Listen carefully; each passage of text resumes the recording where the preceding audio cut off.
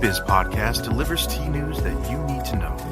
A recap of the week's major headlines with commentary and cultural trends hosted by Dan Bolton. It is the voice of origin for tea professionals and enthusiasts worldwide. Think of us as a digital caravan of storytellers bringing authentic, authoritative, exotic, and exclusive stories to you weekly from the tea lands. Each week, the Tea Biz Podcast summarizes news with the greatest impact on the tea industry. But tea requires far more nuanced coverage than the recitation of production volumes and commodity prices. That is why the Tea Biz Podcast is paired with the more inclusive Tea Biz blog and Tea Journey magazine. The podcast offers a weekly mix of news and features. It is innovative and interactive, permitting listeners to conveniently contact reporters at Origin to ask questions that are answered via text messages that are delivered privately to their phone. Welcome. Here are the headlines. First flush harvest underway. New tea price report. Tea relaxes blood vessels. And celebrating the green. And now, our first price report. This is Arvinda Anantharaman reporting from Bengaluru, India. The tea season in India has well and truly begun. The Tea Board of India issued plucking dates to gardens. 15th February for the Duars, Terai and Bihar, 22nd for Darjeeling, Sikkim, Assam and the Northeast. The Nilgiris doesn't close for winter, so production has been underway. This week we have some data from the south. Prices so far have remained at higher than 100 rupees a kg. The Hindu Business Line reports that sale number 6 in February saw some record prices, when 2 grades of green tea from Pasco's Woodlands topped the auctions. One was a superfine green tea grade that sold at 321 rupees per kg. Another was the Mongra grade green tea, which sold at 296 rupees per kg. Both orthodox and CTC teas sold for between 200 and 265 rupees per kg. In Darjeeling, it's officially spring flush, which means rhododendrons have bloomed. We hear it's a pleasant spring, although the expected winter rains are missing. Rains are expected this week, but it's still early to predict how the season will unfold. In Assam, the harvest is underway. Last week, most parts of Upper Assam, I'm told, enjoyed some rain, but tea producers are hoping for more rain to enjoy a good harvest. Tune in each week as we report on how the tea market is faring as the season progresses. More in a minute, but first, this important message. Avani empowers rural women practicing sustainable agriculture, including tea and crafts such as weaving with natural fiber and plant-based dyes. Up in the towering Himalayas, Kumaon is one of India's oldest tea regions. Today, we raise our cups in the name of Avani Kumaon, a nonprofit dedicated to strengthening farming communities. Cheers to a brighter future for all.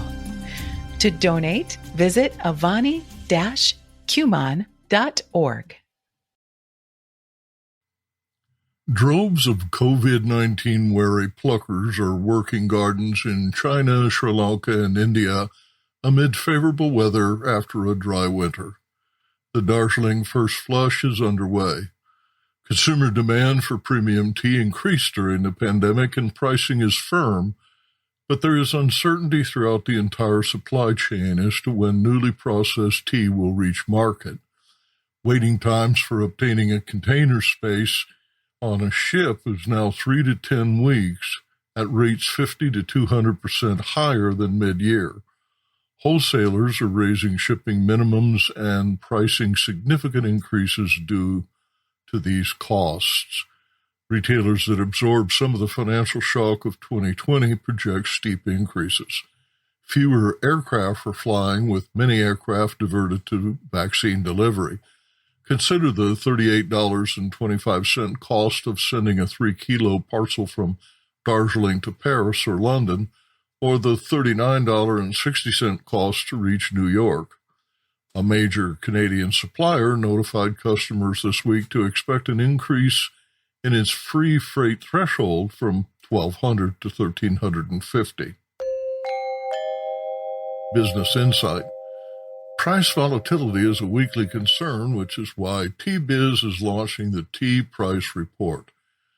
The podcast will report auction averages and prices for specific types of tea, drawing on many sources, including tea boards, traders, and the China Tea Marketing Association, which provides a benchmark for the 10 teas most commonly exported. We welcome comments and suggestions. The full report can be viewed at www.t-biz.com, Tea Price Report. Tea relaxes blood vessels. Compounds in both green and black tea result in significant vasodilation, according to the medical researchers whose work was published in the journal Cellular Physiology and Biochemistry. The findings could lead to the design of new blood pressure-lowering medications. Researchers at the University of Copenhagen and the University of California, Irvine, found that tea catechins activate protein found in the smooth muscle that lines blood vessels. The catechins cause potassium ions to exit cells, reducing cellular excitability. Researchers note that tea has long been known to reduce blood pressure. Understanding the precise mechanism could be helpful in reducing hypertension, the number one risk factor for global cardiovascular disease and death. Celebrating the green. Relevant brands are pervasively innovative. Consider the collaboration announced this week between Hershey's chocolate syrup and Kung Fu tea. Then there's matcha. 800 years ago, the practice of grinding tea leaves into powder was already centuries old, but Japanese growers near Kyoto advanced the craft by improving the quality of tencha. The result was emerald matcha. Globally, matcha is projected to maintain steady growth of 4.6% through 2026, more than double the rate of tea overall. This is due, in part, to the versatility of matcha, which is used in many baked dishes, confectionery, ice cream, smoothies, and juice drinks. The monks who created matcha would probably not recognize the shamrock tea introduced by Starbucks for St. Patrick's Day next week, but they would surely taste the matcha in its blend of green tea latte made with coconut milk and a splash of lemonade with 2 scoops of vanilla bean powder. Business Insight. Starbucks, one of the biggest tea retailers in the world, announced last week it will no longer sweeten its iced tea. Consumers can add as much cane sugar as they like at no additional charge, but unsweetened tea is the new default, making tea a zero-calorie menu option. Q-Trade Teas works with tea purveyors at every scale, from promising startups to the world's largest multinational beverage brands in the hot, iced, and bottled tea segments. With U.S.-based formulation, blending, and packaging services, Q-Trade can help you innovate, scale up, and grow your specialty tea brand. For more information, visit our website, qtradeteas.com. This week, T-Biz travels to Japan on the 10th anniversary of the Tohoku earthquake, a seismic event so powerful that it shifted the Earth's axis and tested both the resolve and resilience of Japan's tea industry. And, in recognition of International Women's Day, we visit with the directors of Thirst, the Round Table for Sustainable Tea, an organization committed to respect the rights of workers and farmers. The devastation of the March 11, 2011 Tohoku quake along the northern coast of Japan was near total. 465,000 people were displaced by a gigantic surge that spawned 40-meter waves towering 133 feet, higher than a 12-story building in some inlets. The toll in lives exceeded 18,000 and the 40 trillion yen in damage that day, makes the 9.0 quake the costliest natural disaster in human history. The following winter was harsh, as many sheltered in temporary lodging or with relatives housed beyond the 200 square miles of inundated coastal land. 500 miles south of the destruction, Yasuharu Matsumoto, vice president of the Kyoto Obubu Tea Plantations, called for volunteers to travel north on a mission motivated by kindness. 10 months after the tsunami, the flotsam and rubble remained, with buses and boats precariously balanced on rooftops of multi-story buildings. Matsu, when we first met 10 years ago, you told me that tea is restorative, that it brings relief in difficult times. Moved emotionally by the continued suffering of your country months after the quake, you organized a group of tea growers and volunteers to travel north in the middle of winter. The caravan is 3 weeks, and I visited around 40 places during 2,000 kilometers of caravan tour. I met a lot of casualties of tsunami. I pour over 1,000 cups of tea to them. Elise Peterson, a former Peace Corps volunteer, was a student in Hawaii completing work on an MBA with a focus on Japan and a deep fascination with tea when she heard the call for volunteers. The tea relief caravan, that was actually my first time going to Japan. I landed in Osaka, and the next morning I took 6 different trains to make my way up to Tohoku, up to a small island village where I met Matsu and the team. And we were just bringing a tea party. We brought no initiative, no propaganda, no message, just purely tea party. And we had gone to a nursing home, and it was freezing cold. So that was something that was always recurring in my head, is how not only sad the event must have been, but just how cold and kind of empty feeling it must have been during that time. So we were still traveling through these places that the damage had not yet been cleaned up, so that sadness was in your face every day. The tea parties brought so much light and happiness to all of these communities. We were doing presentations in school classrooms with the children. We were doing them in nursing homes. We were doing them in community centers, having big dance parties and singing parties. They had so much capacity for happiness. There was not one frowning face at any of these tea parties that we went to. Peterson has since made tea her life's work, beginning as an intern at a tea farm in Kyoto and later founding Tealet, a direct trade tea supplier in Las Vegas. The ad hoc relief effort was both chaotic and cathartic. Matsu packed 10 into the van, with chase cars joining. He said that he would phone ahead to speak to emergency services providers in the next village. Local media covered the adventure. Some calls were from victims inviting them to visit. The caravan might stop at a bazaar midday or brew tea at tables in a parking lot.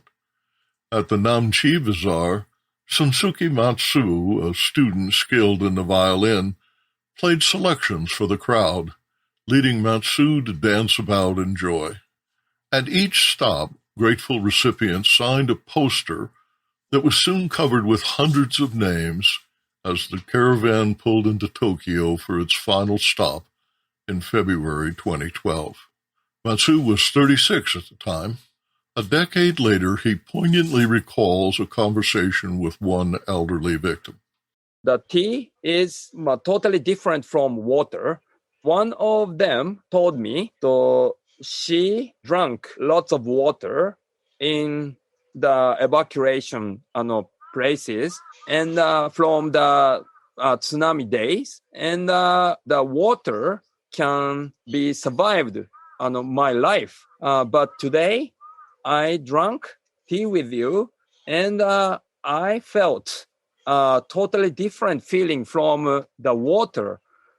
I just sitting next to you, and I drank the tea, and the tea absorbed into my heart. So I could live with water, but the tea could live my heart. How to say it? Heart could live with tea. I can open my heart to you and I can tell this story to you. That's why tea and water is totally different, she said. So the story changed me. I know the difference of the tea and water, but the perception is totally different. The conversation. This is the largest impact for me during the caravan. So I believe more power of tea. Thirst is a UK-based charity committed to gender equity and a fair wage. Quote, tea workers are trapped in a 19th century system that creates poverty and suffering, end quote, according to founder Savita Banerjee. In a conversation with Arvinda Anantharaman, she says that no one in the tea industry intentionally abuses human rights, but inequality is deeply embedded, requiring systemic change. This Women's Day, we talked to Shobita Banerjee and Krishanti Dharmaraj from Thirst, the International Roundtable for Sustainable Tea. Shobita was born and raised in tea gardens in Munnar and Assam in India. She's an economic justice advisor and the founder and CEO of Thirst. Krishanti is a Thirst trustee and executive director of the Center for Women's Global Leadership in New York and co-founder of Wild for Human Rights, that's the Women's Institute for Leadership Development. Where do we stand with respect to women's rights in the tea industry? You know, there's a lot of talk about labour rights on tea plantations all over the world, but very much so in India as well. And actually, the majority of workers, particularly at the lowest paid level, the tea pluckers, are women. And, you know, the industry talks about women having delicate fingers and being able to pluck the two leaves and a bud. But when I've spoken to women workers myself in the Duars, for example, and asked them, why do you think that there's more women employed at this level? They said, because we are easier to boss. So, you know, they are aware of their situation. And I think, you know, just the vast numbers of women that are working in tea plantations and are kind of stuck at that lowest paid level and often, you know, don't have the kind of education or the empowerment to be able to stand up for their rights as they should be. So, you know, it's important because it's the right thing to do to empower them, but it's also important because it's such a major element of the tea industry. So I wanted to say it is the right thing to do as well as it's a smart thing to do. It's important to recognize that there's a structural nature to discrimination against women. That is not limited to the tea plantation, right? We see that at every level. But when you take gender and intersect that with class, with caste, right, and other ethnicity, right, then at that point, the discrimination doubles, right? So when you look at the women who are in tea plantation, and I can speak for Sri Lanka, originally this was the Tamil community that the British took from India to Sri Lanka. They are at the lowest level. It was very recently that they were able to vote in Sri Lanka. So in that context, that systemic discrimination seeps through. And so when you see, even in spite of that systemic nature of discrimination, that women are rising up, that is extraordinary. And I think the tea plantations, the businesses, as well as government must pay attention to that uprising, however slow or fast it may be. And that is the case on virtually every tea growing area all over the world, but particularly in India. The workers do tend to come from another part of that country, a poorer part, a more vulnerable part. And so very often they are members of, as well as being vulnerable as women, they're also vulnerable as migrants, as lower caste, as tribal people, as Krishanti says. And so there is a particular vulnerability there in tea estates. Shobita, you've seen firsthand what empowerment looks like in Munnar. Tell us about that. I had gone to visit my birthplace, Munnar, and it just happened that same day, the uprising of women workers had just begun. It was really an unprecedented event that these thousands of women went on strike. And they were not only striking against management, but also against the trade unions. They said that the trade unions are male dominated and that they're not representing the women workers fairly or effectively. And so for many, many days, they stayed on strike. They did hunger strikes. They were not allowed to negotiate with the employers and the government as part of the tripartite pay negotiations because they weren't a formal trade union. But the Chief Minister of Kerala agreed to talk to them, agreed with some of their demands, and subsequently that group of women has formed a trade union. So, it probably is one of the few genuinely representative of women workers trade unions that there is in the tea industry. When you see a woman really receiving her paycheck, her face looks very different on that day than any other day.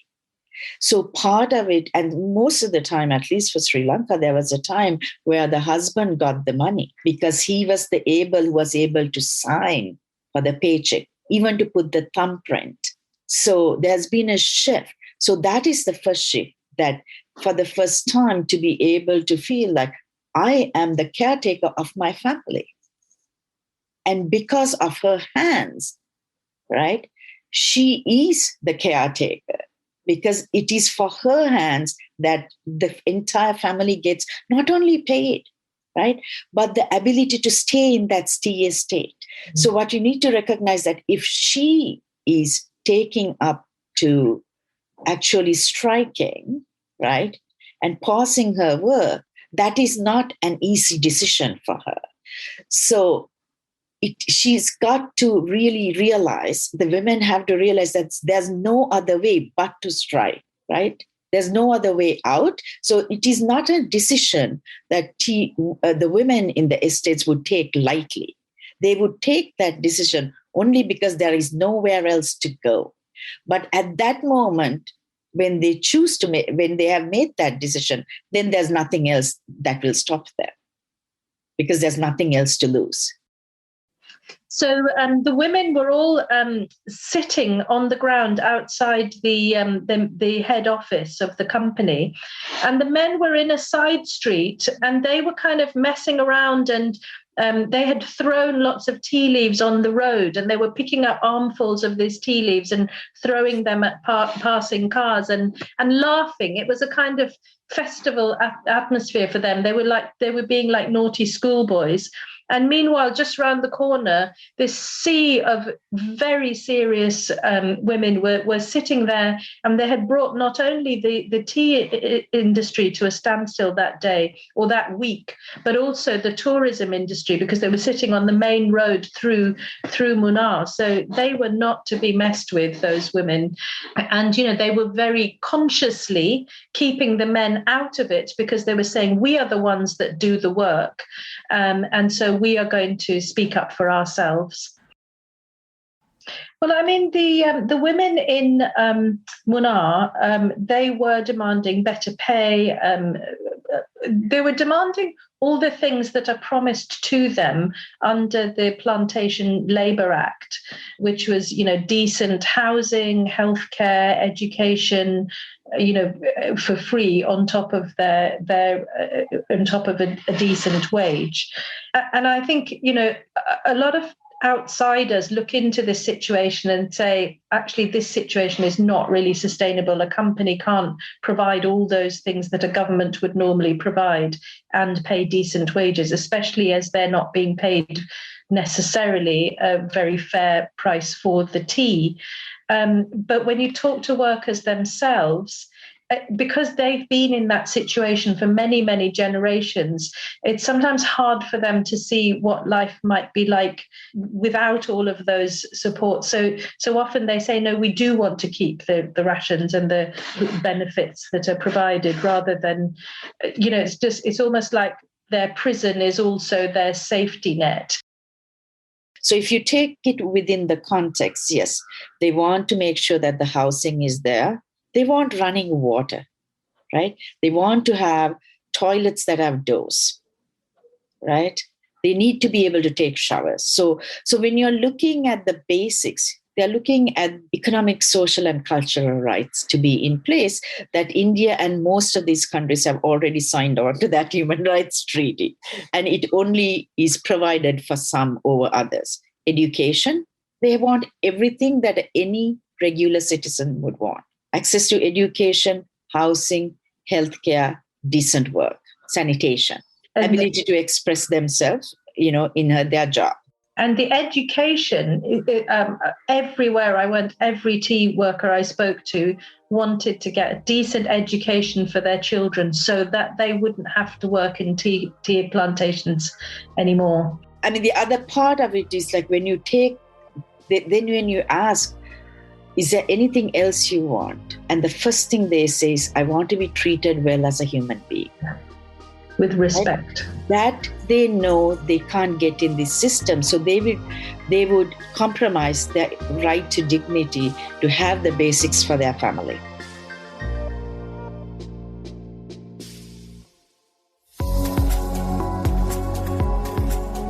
Intrigued by what you heard in today's podcast? Would you like to learn more from our global network of tea biz journalists and tea experts? Contact them direct through Subtext, a private message-based platform. Avoid the chaos of social media and start a conversation that matters. Subtext message-based platform lets you privately ask meaningful questions of the tea experts, academics, and tea biz journalists reporting from the tea lands. You see their responses via SMS texts, which are sent direct to your phone. Visit our website and subscribe to Subtext to instantly connect with the most connected people in tea. Remember to visit the Tea Biz website for more comprehensive coverage. That's www.t-biz.com.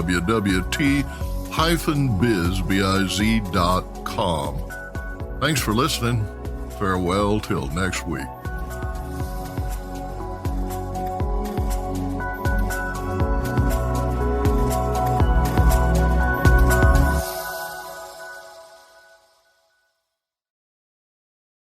Get ahead of postage rate increases this year with Stamps.com. It's like your own personal post office. Sign up with promo code PROGRAM for a 4-week trial plus free postage and a free digital scale. No long-term commitments or contracts. That's Stamps.com, code PROGRAM.